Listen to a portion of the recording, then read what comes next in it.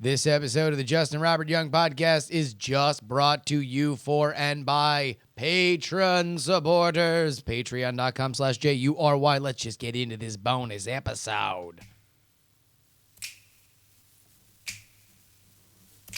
First we're gonna rock, then we're gonna roll, then we let it pop, don't let it go. X gon' give it to you, he gon' give it to you. X gon' give it to you, he gon' give it to you. First we're gonna rock, then we're gonna roll, then we let it pop, don't let it go. X gon' give it to you, he gon' give it to you. X gon' give it to you, he gon' give it to you. X gon' give it to you. Fuck wait for you to get it on your own. X gon' deliver to you.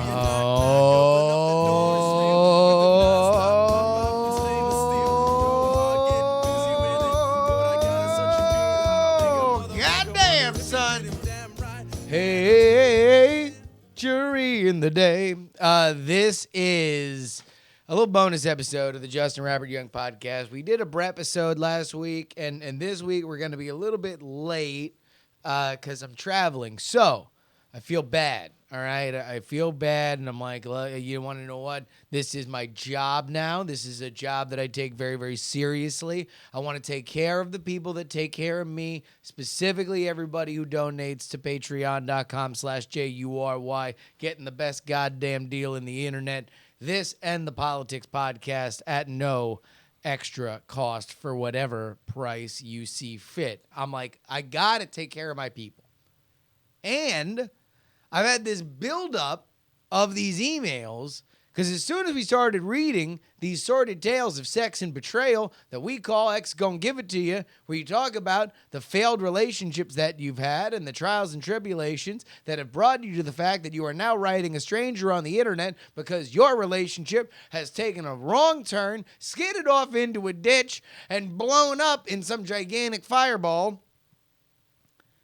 I got too many of them. And they're really long, like so long. I'm going to read as much of these as I can. But like, you're going to figure out, man, real quick, I'm reading a goddamn audiobook. Audible hopes you have enjoyed this program. That being said, I'm like, all right, I'm going to sit down after DTNS, which records at 1:30 Pacific time every day, every weekday. You can mostly just tune in on Thursdays when I'm on it. I'm like, all right, I'm going to take care of this. Then I went and made a mistake.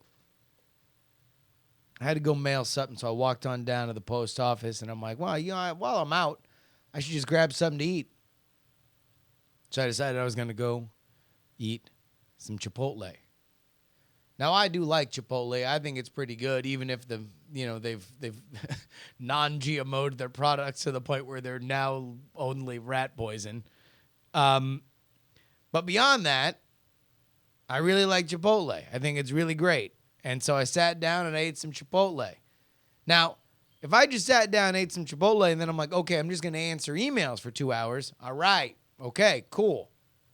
Because it is a slothful food.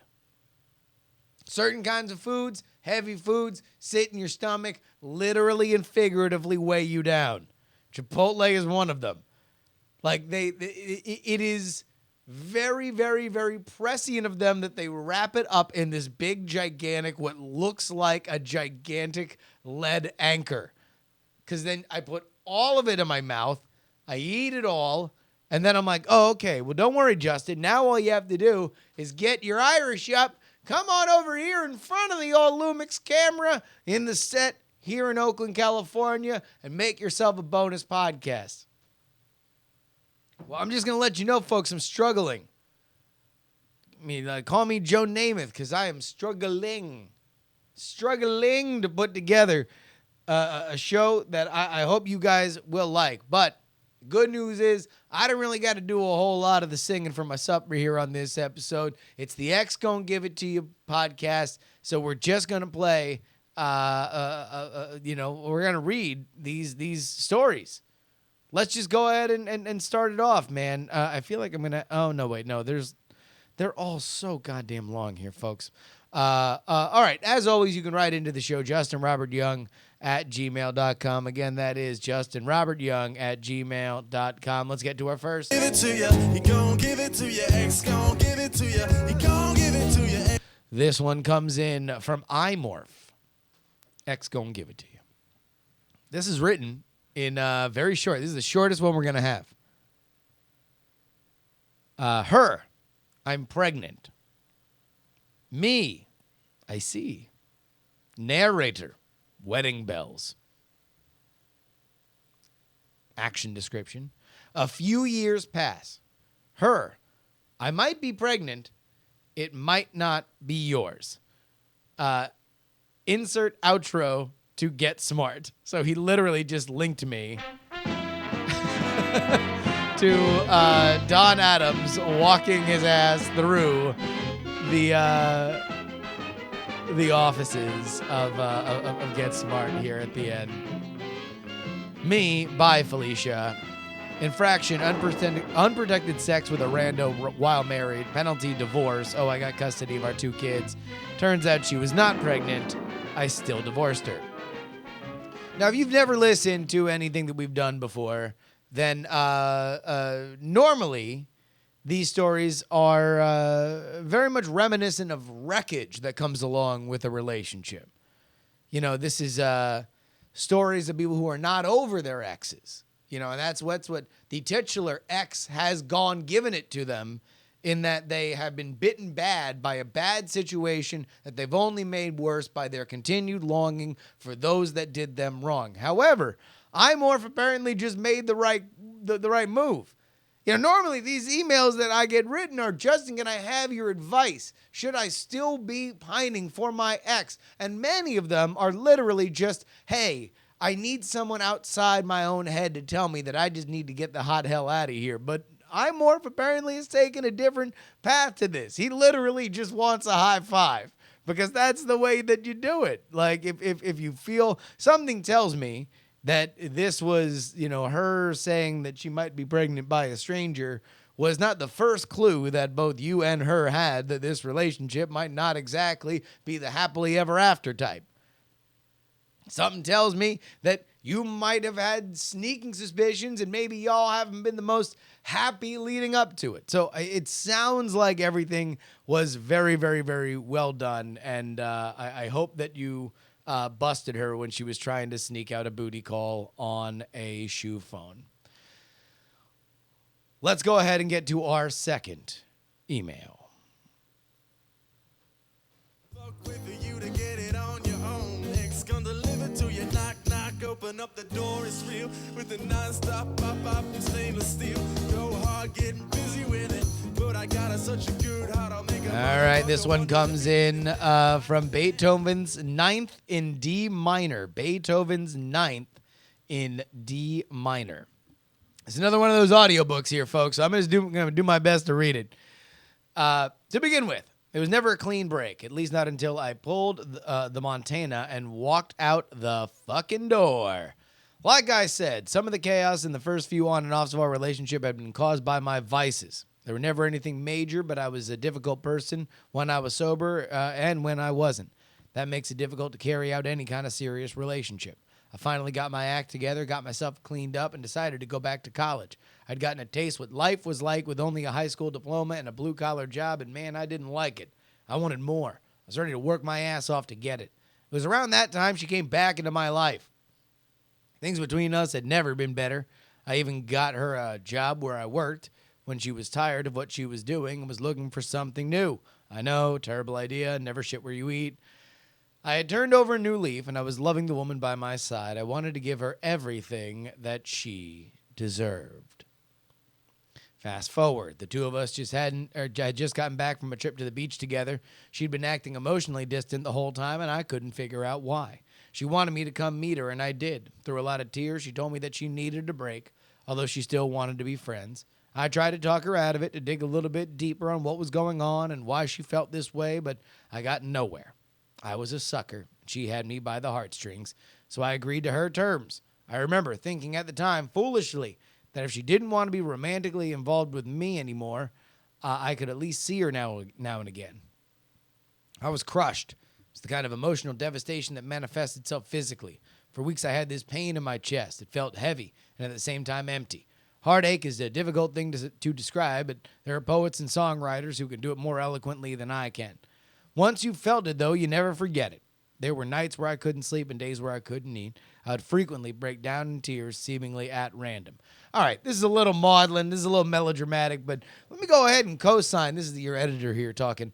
I'm going to go ahead and co-sign on the fact that, like, there are physical manifestations to emotional reactions. Like, I know anecdotally, when I was moving from Florida to California, I got like hives all over my body. Like, I was so nervous about so many different things that meant so much to me that I literally got myself sick. I gave myself a skin condition by worrying. And although I've been through breakups, I don't know if I've been through a completely despondent breakup. Like, I've never been in a bombshell, ears ringing, that kind of relationship. The ones that have hurt the most, oddly enough, were ones that didn't become relationships. Those have always hurt me far more than relationships themselves. But in those situations, especially when they happened to me, that I was in college, and like you were never more than 2 degrees within a circle of friends away from the next person that the person that you were into was now with, oh man, that was a driving railroad spike right up the urethra. We go back to the letter.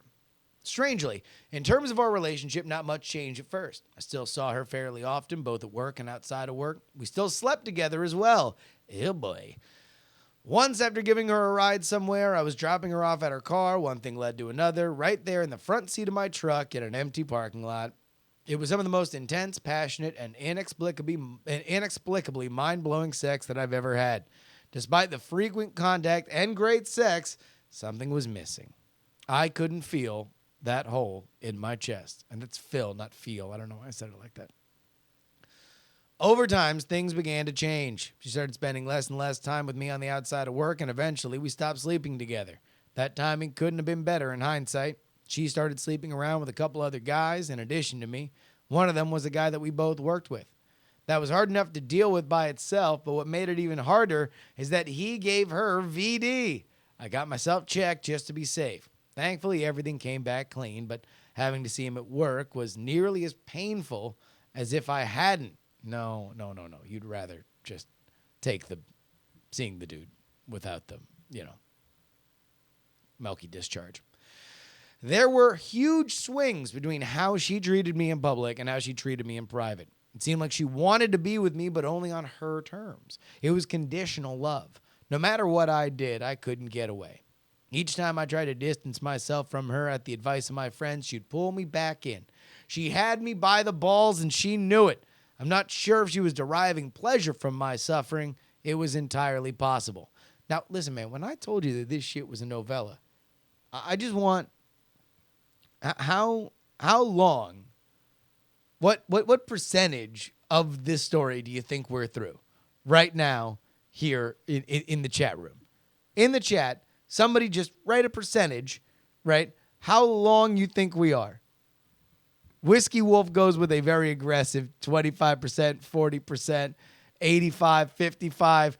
We are roughly 30% into this story. This is why I had to do a special podcast, because it ain't bad. Listen, man, it's well written. I'm really enjoying it. But holy shit, these are long emails. I can't just do an hour of going through this whole other stuff and then weaving in I'd like to do crack cocaine with Bobo the Clown and Mr. Ed in a Hardee's, and all the other bits we have on the show. I can't just weave one of those in the center of this. We continue. Things finally came to a head around Christmas that year. I was woken up sometime around midnight to hear her calling on my phone. Oh, wait, hold on. I think this is the long-form version of one that I actually did read on the show. What the hell? Let's read it anyway. She had gone to a party with a bunch of friends and had gotten completely shit-faced, knee-walking drunk. She was calling my name over and over again, and she couldn't calm down. She was starting to get belligerent. One of them had grabbed her phone and called me. After she had explained what was going on, I told him I'd be there as soon as I could, threw some clothes on, and drove across the city to some shitty apartment complex near the university. When I walked in the door, it felt like a scene from a movie. There wasn't exactly a vinyl record scratch, but somebody turned the music way down and everyone turned to look at me. They were all in various states of inebriation from who knows how many kinds of substances. "Where is she?" I asked flatly. They pointed at the porch. I walked outside, and there she was, alone, slumped over in a chair, half wrapped in a blanket, mumbling incoherently. I reached down, picked her up, and carried her inside. As I walked through the apartment, everyone just looked at their shoes. The few who did look at me were met with the cold stare of a man who'd been awoken in the middle of the night to pick up his drunk ex-girlfriend from a greasy underage party in the shittier side of town. Most of them were also my co-workers, and they knew that over the next few days they were going to see me at work, where they more or less reported to me. I carried her down the stairs across the parking lot and got her situated in the front seat of my truck. Someone started clapping and hollered down from one of the porches to an adjacent building. "You must be his name. She's been yelling for you all damn night." "Yeah, that's me," he said. "Sorry about the racket." "It's okay. You're a better man than I am. I would have left her ass here." I don't know why I'm giving this a southern accent. I started the drive back across the city, and I was sure that she had blood alcohol poisoning and that I needed to take her to the hospital. Drunk as she was adamant not to take her there. She was underage, and they might get her parents involved, and she'd be in all sorts of trouble. I obliged against my better judgment. Instead, I took her back to my place. Stayed up with her while she got all the alcohol out of her system one way or another. Once she finally passed out, I stayed up to make sure that she was still breathing.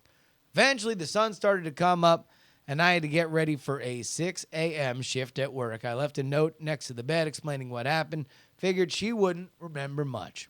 To my surprise, she never spoke a word to me about that night.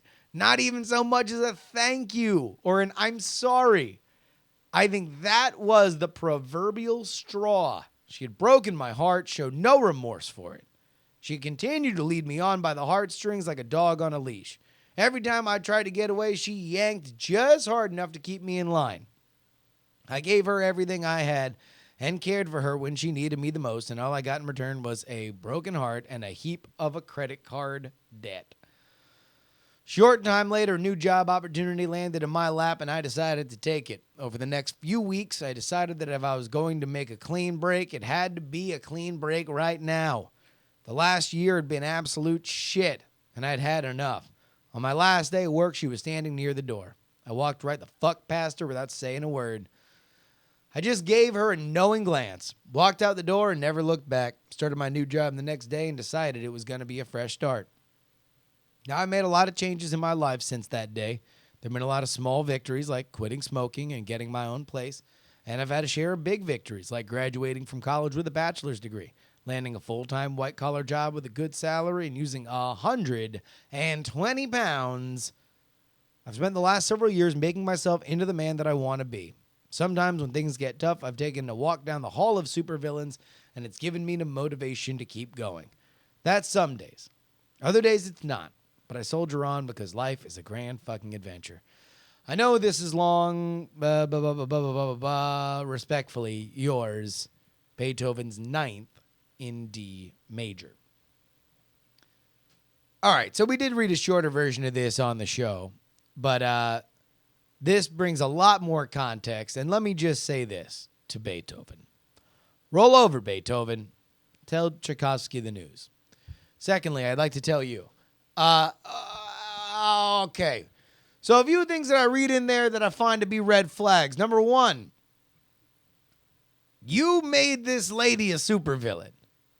She is not a supervillain. She's a fuck up. Now, there's a lot of times in life, and I find it to be a real problem with smart people, is that smart people who have a good sense of where they are in the world, have big imaginations, and they have great problem-solving brains. Problem is that imaginations and problem-solving brains very often can be disastrous next to each other. Because you are very often looking at a black and white coloring book of a world and drawing in whatever the hot hell you want inside of it, because what is paramount is you solving the problem. That's what makes smart people smart. They can't sit by and let a problem go unresolved. We are pattern recognizing creatures, and they are goddamn it going to recognize that pattern. But a lot of what you're saying here, a lot of the language here, Beethoven, is, she pulled me along by my heartstrings. She knew what she was doing when she just gave me a little bit more. Now, that might be true. I don't know your relationship enough to say that it ain't. But here's what I do know. That it would be highly, highly, highly likely if she were just an underage chick with enough of a substance abuse problem and a lonely way of looking at the world that she didn't know what the hell she wanted. She knew that many times she found herself wanting you. And the rest of the time, she was either confused, self-destructive, or just a plain idiot. So as happy as I am that you, a lawyer listener to this podcast, has now begun a new life where you are doing better than you were before. Hallelujah. Mazel tov to you. I feel like your next step is recognizing that this person is not evil. This person is just a fuck up. Because here's why that lesson's important. The next person that you are in a relationship with, you are going to invariably start matching, comparing, and contrasting the actions of what happened with this lady to the actions that are going to happen in your next relationship. It's just the law of the land. It's just what happens. And man, I'm dropping such hot fire, my mic stand melted. And when that happens, all right, when that happens, you're going to need the cleanest, best understanding of your old relationship.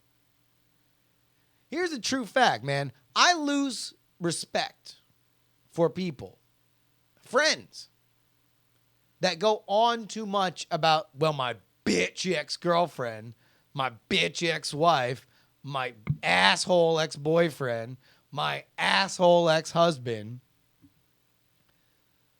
I always kind of lose a little bit of respect. Not that I don't believe them, because why not? Yeah, sure, I believe you. You're my friend. The other people aren't. Whatever. It's just that if you have a situation like that, it's always just better to leave them be in the past. Just let it go. Like, just have it be gone from your life. Who wants to have a toxic memory? Because either you're going to be in a situation where you understand you did wrong and you don't want to repeat your mistakes, or they were just a defective person that was looking to bring terrible shit into your life. And if the latter's the case, if they really just wanted to bring terrible, horrible, no good, very bad things into your everyday existence, then there ain't a whole lot of lessons to learn from that. You know what? How many lessons you got to learn from being rained on, aside from bring an umbrella and get the fuck out of the rain?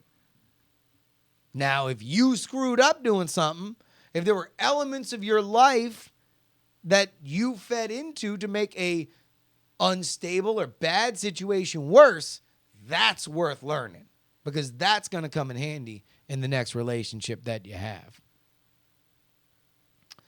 We move on to the War Cow. War Cow, I asked War Cow to serialize his story because it was so goddamn long. All right. War Cow writes. Oh, wait, hold on. Let's play this song. Oh, then we let it pop, don't let it go. X gon' give it to you, he gon' give it to you. X gon' give it to you, he gon' give it to you. X gon' give it to you.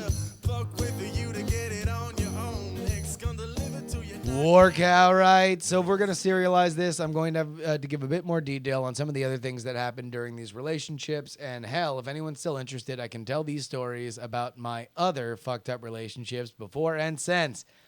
So this story all begins in my second year of college.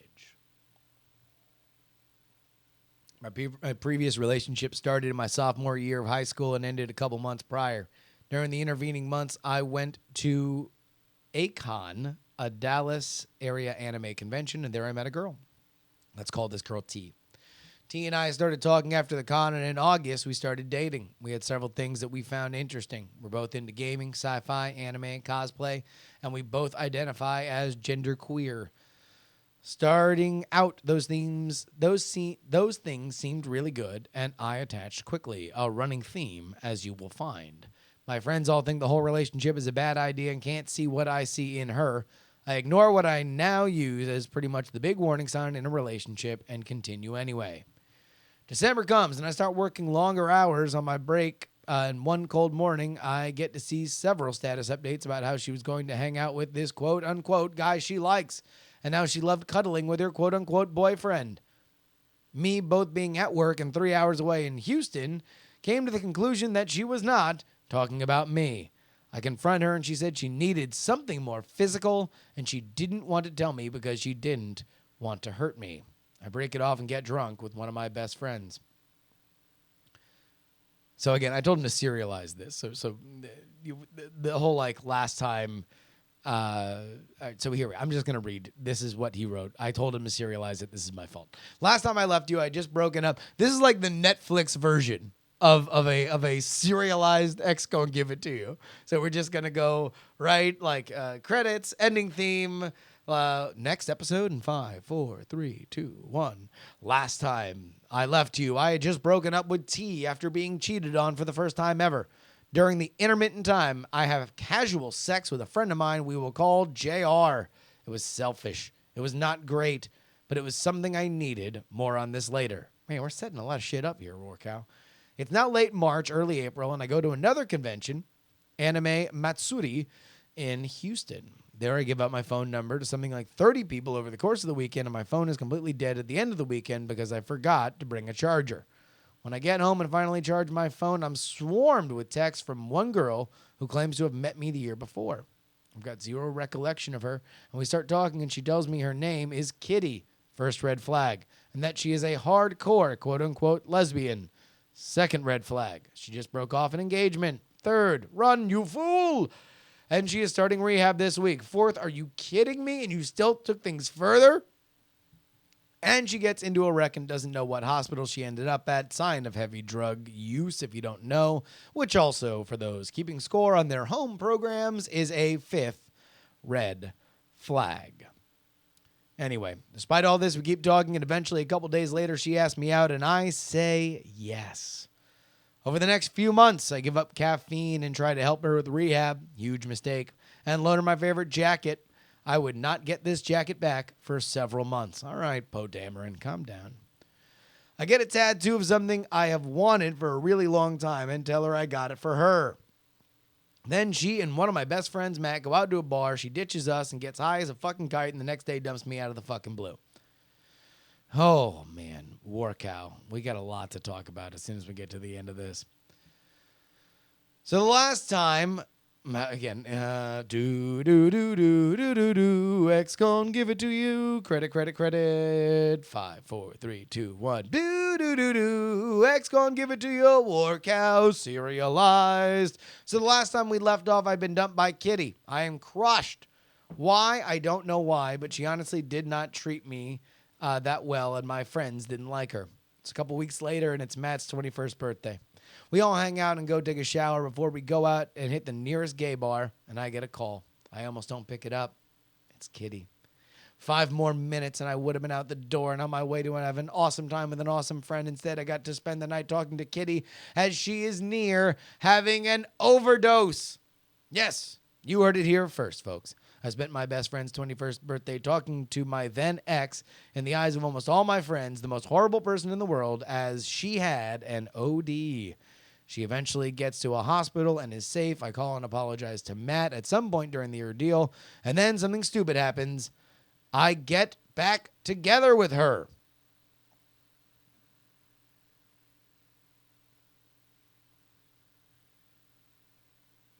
For those of you who are just listening to this, I'm just repeatedly side-eyeing the camera.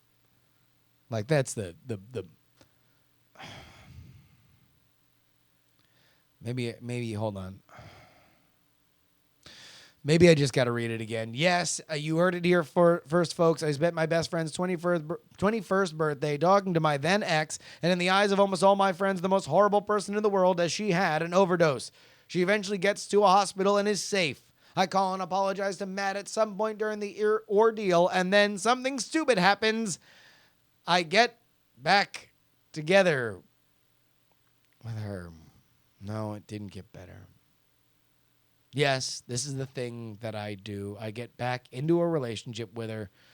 So this is lasts a couple weeks. I get my jacket back, and then she breaks up with me again. Right after the breakup, I end up being consoled by none other than T.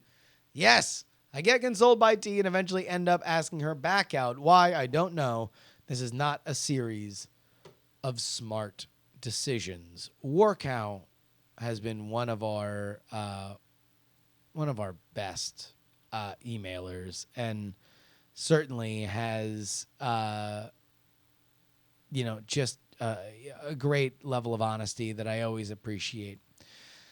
So Workout, allow me to do you the favor right back. I'm going to give you some hashtag real talk. Okay? You ready? You're codependent. Now, that doesn't necessarily mean a whole lot. It's just something that you need to know about yourself. And whenever you find yourself in a situation like the one that you have, you need to ask how much of this is just because I have a compulsion for human contact. Now, let's understand what that is. Let's understand what compulsion is. Compulsion is that element of your brain that squirts enough dopamine whenever something happens. This is the baseline for chemical addictions. When people say chemical addictions, it doesn't necessarily mean that you're taking chemicals. It just means that when you look at your brain chemistry, and this, I have no idea if this is true, but it sounds good, so I'm just going to roll with it. I think this is what chemical addiction means. I think it's when you look at somebody's brain chemistry and you see what an addiction is, you understand that their brain is flooded with dopamine to the point where they are doing things that they wouldn't otherwise. Now, there's a lot of compulsive behavior that we have as humans. Eating, breathing, right? And even healthy social compulsive behavior, being around friends, having a support system, yada, yada, yada. What I believe you have is a compulsion for human contact. You can't help but be in situations where you need to share an element of your life. Now, why is that bad? Because whether or not one has presented itself to you, you are seeing giants instead of windmills. You are getting yourself into situations where you are not really getting human contact. You have loved and crave contact so much that you are willing to do anything to get it. You are willing to step over your own logic and reason. You are willing to damage the relationships that you have with your friends so you can get into situations that are not healthy and aren't human contact. Now let's go ahead and understand where that is damaging. If you convince yourself that this lady, Kitty, who again, she has got a lot of problems, man, like a lot of issues. If you get into this situation and you believe that this is something for which you can share a moment, you can share and grow as partners, that means that you are damaging that baseline for the next time that you are with somebody. So it's pretty clear that you are a compulsive dater, but what you saw with T, where situations in a long distance, number one, long distance relationship, like charge that to the game, dude. Like the fact that she wanted something more physical because she lives 3 hours from you, like, sorry, man, that's just part of that. Like that's literally just part of you scratching off that lottery ticket and saying maybe this will be a thing. But let's just look at some of this jealousy here. You know, you confront her about the fact that, like, she's like, oh, this guy he likes and boyfriend, yada, yada, yada, right? Like, she didn't handle that in the best way possible. But you're going to find that the world is infinitely better if, especially in relationships, you are the one that can take the higher road. This, I might not know what the exactual definition of chemical dependency is, but I know this as sure as I'm born. You will always, always, always, always, always benefit from being the one who can take the high road. You will always benefit from being the one that when somebody is immature and somebody says, tells you via social media or is trying to absolve themselves of a relationship or start a conversation where she lets you know that she doesn't want to be in an exclusive relationship with you by way of her Twitter or Facebook, then you are going to live a better life if your reaction can be, well, hell, man, why don't you just tell me earlier? I'm not mad at the action. I'm mad at the delivery method. Because if you're able to, like, healthy relationships beget healthy relationships. In fact, take this. I want everybody who's listening, take this as a personal challenge. This is something that I've tried to live by my entire life. Be friends with your exes. All of them. Try to be as friendly as you can with your exes. A, it is a sign of good character. B, you can build up your muscle as being the person who can take the high road. C, you are going to be forced to learn life-saving techniques. Like when you are at the end of a relationship, get the fuck out for 6 months and then reestablish contact. 4, you're going to learn to beat things like residue jealousy out of your psyche when you see pictures of your ex and somebody else smiling on Facebook. And the most important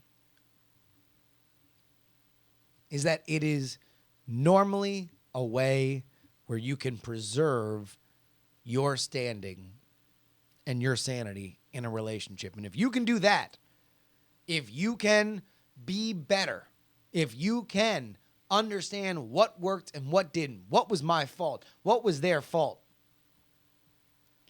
then the next time you're in a relationship, it's just going to be a lot better for you. It's just going to be a better situation. Man, this got really Dr. Phil. But hell, when we're talking about X Gonna Give It To You, what the hell else do you want? Email us, justinrobertyoung@gmail.com, if you would like to send in any kind of question, let alone an X Gonna Give It To You. If we get enough of these things, maybe we'll come back and do an extra one, or we'll work them into the JuRY podcast. Follow me, Justin R. Young. I want to take a moment out right now, though, to thank everybody who supports us on Patreon. This has been, we are now an official 12 days into my first year making independent media. This is the kind of stuff that I want to do for the rest of my life. This is the kind of stuff that I want to continue to do bigger and better. I want everybody who's listening to this to feel that they are a part of something, because God damn it, you are. You are a part of our movement to have freedom, open, and honest conversations on this podcast and everything else. But I want to thank everybody who supports us right there, patreon.com/JuRY, for your support. It has meant the world, and we are just doing great with it. I very, very, very, very, very much appreciate it. Let's go ahead and send us off. First we're gonna rock, then we're gonna roll, then we Till next time, my name is Justin Robert Young. X gon' give it to you. He gon' give it to you. X gon' See you give later. it to you. He gon' give it to you. First we're gonna rock, then we're gonna roll. Please don't die. Let it pop, don't let it go. X gon' give it to you. He gon' give it to you. X gon' give it to you. He gon' give it to you. X gon' give it to you.